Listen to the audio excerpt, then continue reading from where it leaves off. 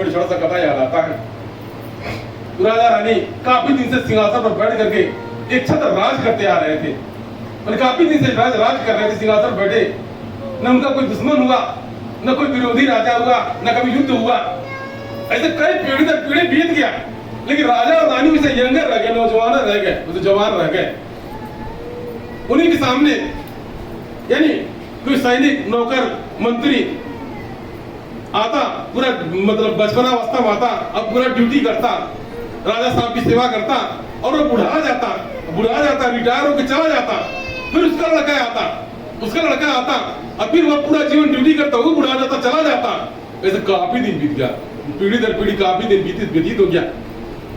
एक बार राजा साहब के मंत्री का मतलब रिटायर हो गया, रिटायर होने का समय आ गया। रिटायर के समय राजा साहब सामने आया, नतमस्तक को प्रणाम किया। राजा साहब उससे विदा किया। राजा साहब के मन में अचानक प्रश्न बन गया कि मंत्री जो मेरा जो मंत्री है, ये आया था बचपन में था, मतलब लड़कावा टाइप का था, और मेरी पूरा जीवन भर सेवा किया, और ये मेरे ही आगे बुढ़ा गया। आज रिटायर भी हो रहा है, आज रिटायर भी हो जाएगा, और बुजुर्ग भी हो गया, रिटायर भी हो जाएगा, और हम इतना दिन पीढ़ी दर पीढ़ी हम ऐसे हैं। इसका मतलब क्या है?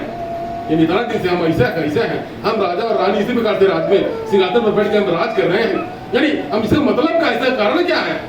उसके राजा के मैंने प्रश्न बन गया, विचार करने लगा कि हम फलाना मंत्री था, उसने पूरा 50 साल ड्यूटी किया, फिर उसका रिटायर हो गया, उसका लड़का आया, फिर उसका लड़का आया, ऐसा कई पीढ़ी दर पीढ़ी, यानी पीढ़ी दर पीढ़ी हम राज कर रहे हैं। इसका मतलब क्या, कारण क्या है? राजा को रात भर नींद नहीं आया। कहा जाता हर किसी को कारण होता है, बिना कारण कुछ नहीं होता। राजा को निद्रा नहीं आया, रात भर जगता रहा। अब इस कारण को जानने के लिए उसके मन में आया कि राजगुरु के पास चलते हैं, राजगुरु के पास चलते हैं कि राजगुरु देखिए क्या बताते हैं।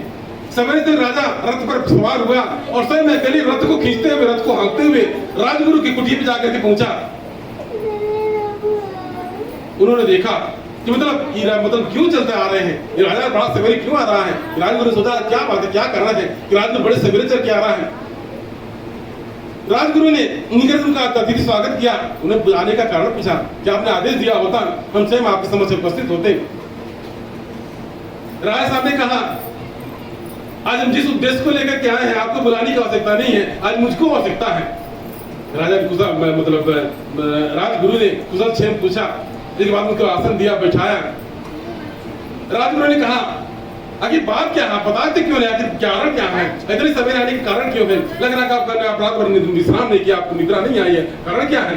तब जाके राजा ने कहा कि हाँ गुरु, यानी मुझे एक चिंता सता रहा है। इतना दिन से छत्र पर बैठ करके राज कर रहा हूँ, मेरा कोई विरोधी नहीं हुआ।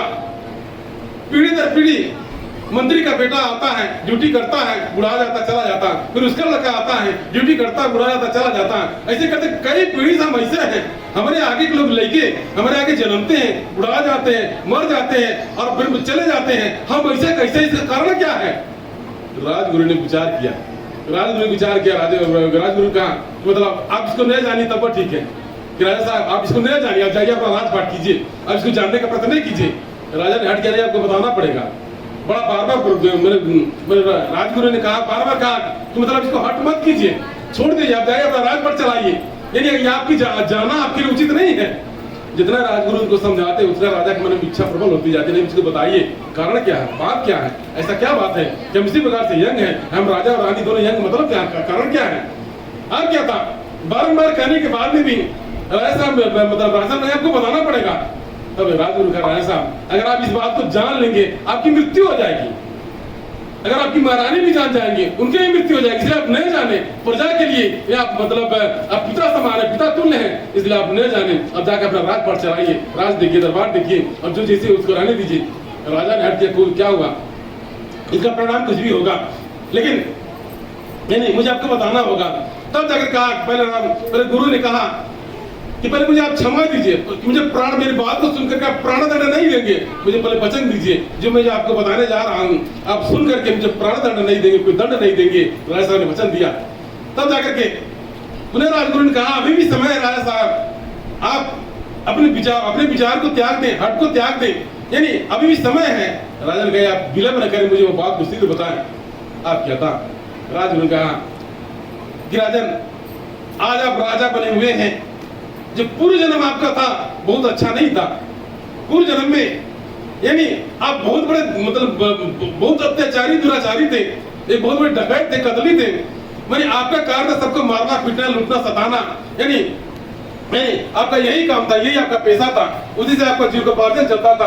आप किसी पर दया नहीं आती थी, आप मतलब जो भी मन में आता था, किसी को मार देते थे, काट देते थे, किसी को दूध देते, किसी को पीड़ा देते, यही आपका कार्य था। किंतु ये जो आप महारानी, आज जो महारानी बनी हुई है, ये उस समय भी आपकी पत्नी थी। यानी राजगुरु ने बताया आज जो आपकी महारानी जो है उस समय भी आपकी पत्नी थी, लेकिन ये बड़ी धर्मात्मा थी, बड़ी पुण्यात्मा थी। आप जितने कठोर थे, जितने निर्दयी थे, जितने आप मतलब लड़ाई झगड़ा मार कर करते थे, कत्ल करते थे, अपने दूसरे को दुख देते थे, उतना बड़ी धर्मात्मा थी, बड़ी पूजा पाठ करती थी, बड़ी आराधना की प्रार्थना करती थी हमेशा। आप जब कहीं मंदिर में जाती, यानी आप बांटते उनको बरबर पीड़ करते, लेकिन मंदिर में जाना नहीं छोड़ती। जब कभी जो आप कुछ भी यानी मतलब धर्म आया ला करके देते, उस धर्म आया में से दान करती, तो भी मतलब अगर आपको पता चलता उसको बड़ा मारते पीटते, लेकिन वो फिर भी अपना धर्म नहीं छोड़ती। तो बड़ी धर्मात्मा, बड़ी पुण्यात्मा थी, अपना धर्म नहीं छोड़ते। इस बार में जैसे जैसे समय बीती तो क्या, जब तक आप नौजवान थे आपने कोई अच्छा कार्य नहीं किया, कोई अच्छा कार्य नहीं किया, खाली जीवन में सब किसी को सताया। लेकिन आपकी धर्मपत्नी पूरे जीवन भर धर्म से लगी रही, पूजा पाठ भक्ति भाव व्रत उपवास रखती रही, और कितनों मारते, कितनों पीटते, कितनों प्रताड़ित करते, लेकिन उन्होंने पथ विचित नहीं किया, अपना धर्म से विचित नहीं हुई। अब क्या था, धीरे समय व्यतीत होने लगा, और जब समय व्यतीत आ गया, अब इतना पाप किया था, इतना अधर्म किया था कि आपके शरीर में कोड़ फूट गया। कहा जाता सही मन यही भुगतता, सर्वनरक यहीं पर है। उसने इतना पाप किया था, इतना अधर्म किया था कि मतलब जो राजा मतलब जो उस जन्म में जो मतलब क्या नाम है, दुष्ट आत्मा था, यानी आज जो राजा बना तो कभी दुष्ट आत्मा था, उसको कोड़ फूट गया। जब तक चलता फूट जाता तब तक उसने किसी को नहीं समझा। अब धीरे धीरे उसके जितने संगी साथी थे सभी लोग साथ छोड़ दिए।